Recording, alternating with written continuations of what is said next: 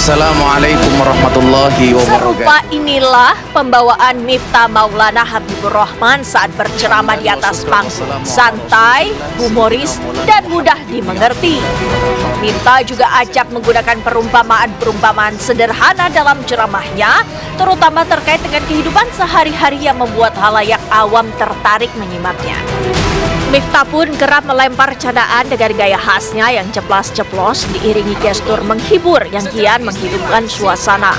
Tak ayal, candaan yang meluncur dari Miftah sering mengundang gelak tawa meski tak jarang terkesan merendahkan objek yang ditertawakannya.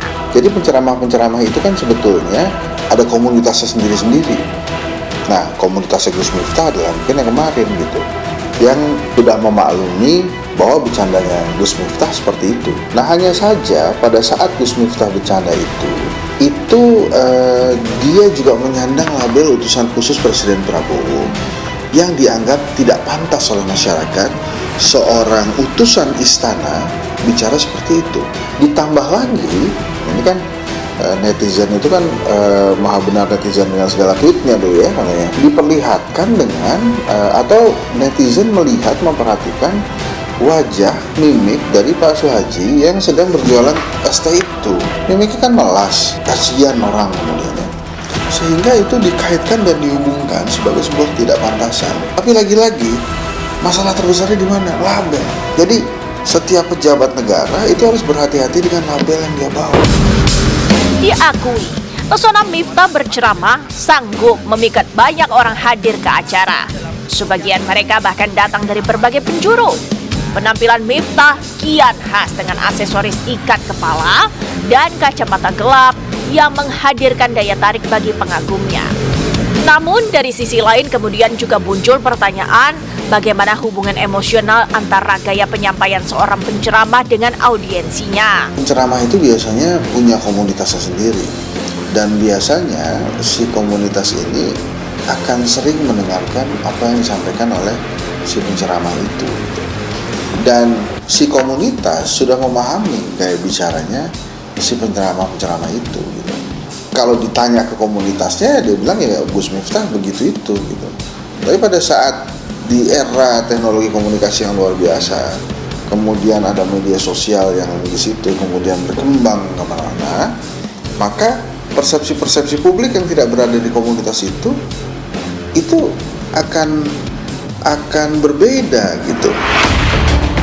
Terbiasa dengan gaya ceramah yang tanpa tedeng aling-aling, Miftah terpeleset lidah kalah meledek seorang penjual ST bernama Sun Haji. Kejadian itu di sela-sela acara peringatan hari lahir Ponpes Asuhan Miftah, Pondok Pesantren Ora Aji di kawasan Sleman, Yogyakarta beberapa waktu lalu. Miftah seperti lupa ketika dirinya menyandang predikat sebagai pejabat publik, segala ucapan dan tindak tanduknya disorot. Miftah pun dikuliti habis-habisan di ruang maya. Dengan kerendahan hati, saya minta maaf atas kekhilafan saya. Saya memang sering bercanda dengan siapapun, maka untuk itu, atas candaan kepada yang bersangkutan, saya akan meminta maaf secara langsung dan mudah-mudahan dibukakan pintu maaf untuk saya. Kemudian yang kedua, saya juga minta maaf kepada masyarakat atas kegaduhan ini yang merasa terganggu dengan candaan saya, yang dinilai oleh masyarakat mungkin berlebihan. Lain ladang, lain belalang, lain lubuk, lain pula ikannya. Pada suatu waktu, Miftah pernah memberi siraman rohani di klub hiburan malam, sebuah tempat yang kerap dikonotasikan surga bagi penikmatnya. Meski begitu, bukan berarti mereka yang ada di sana sama sekali abai dengan urusan batin.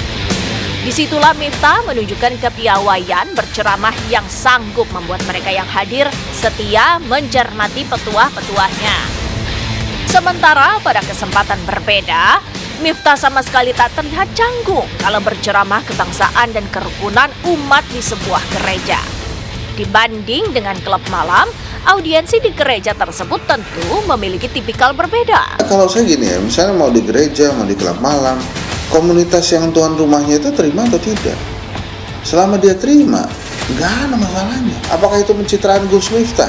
Apakah itu drama-dramanya Gus Miftah? Itu persoalan kedua gitu.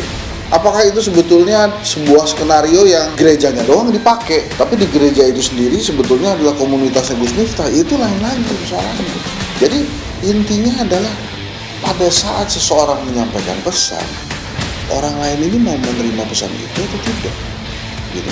Nah sama, pada saat Gus Miftah bicara di klub malam kah atau di gereja kah, orangnya mau menerima atau tidak, gitu.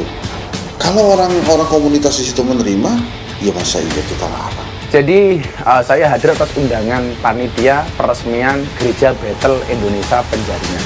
Karena saya melihat acaranya itu adalah peresmian gereja, bukan peribadatan, maka saya mau datang. Kalau seandainya acaranya itu peribadatan, mungkin saya nggak datang. Jadi sudah dipastikan terlebih dahulu oleh Sudah Gus pastikan Miftah. ini acaranya apa? Peresmian gereja. Ada sembayangan di dalamnya? Nggak ada. Ada misa? Nggak ada. Sama sekali nggak ada. Kalau kemudian di akhir acara ditutup dengan doa sama pendeta, ya lumrah untuk gereja kok. Kalau di masjid ya ditutup oleh kiai atau ustadz. Kebetulan juga ada tokoh-tokoh agama yang lain. Jadi kalau kemudian yang disorot saya ya ginilah itu. Ya nggak mungkin kan saya hadir tanpa undangan. Candaan Miftah kepada Sun Haji memberi pelajaran penting bahwa perkara lidah bisa sekejap mengubah kisah hidup. Bapak yang viral dengan ikhtiarnya, dengan jualannya, Allah angkat kemuliaannya dengan cara yang berbeda, dengan cara yang tidak biasa, rezekinya juga bertambah dengan cara yang tidak biasa. Tentu ini pun harus dijaga dengan lebih meningkatkan ketaatan dan ketakwaan pada Allah Subhanahu wa Ta'ala. Sisi lain, sosok lain yang juga viral juga dengan kasih sayang Allah diberikan jalan untuk bisa menjadi lebih baik, untuk bisa mengoreksi dan kembali memedomani aturan-aturan dalam mendakwahi, mendampingi umat pada segala hal yang baik dengan cara yang baik.